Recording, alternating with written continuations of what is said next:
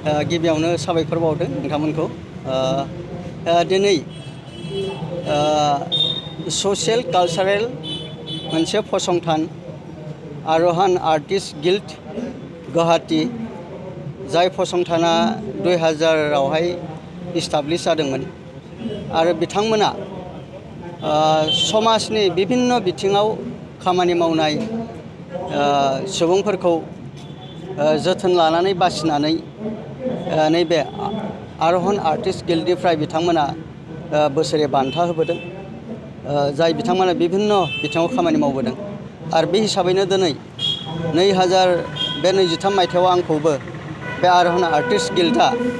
आंखौ सासे जाखांफुनाय समाज सिबियारि आरो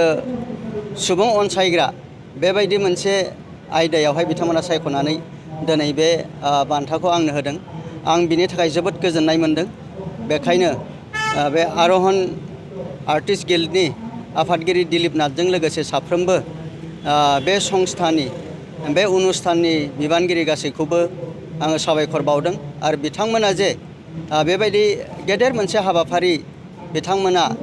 सिमां रनसायनानै बेबायदि जाय बिथांमोना समाजनि थाखाय खामानि मावबोदों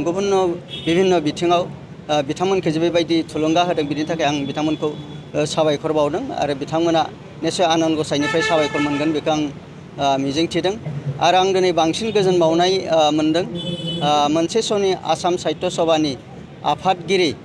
आरो आथिखाल डक्टर हेमन्त बिश्व शर्मा आसामनि सासे गोख्रों मुख्यमन्त्रि आरो आंबो सासे दिनै UPPLनि मावथि अदालगुरि जिल्लानि गाहाय नेहाथारि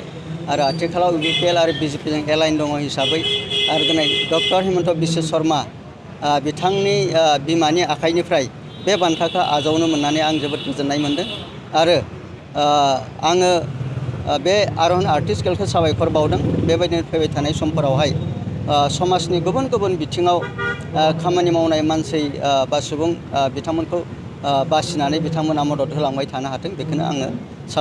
मिजिंथिदों।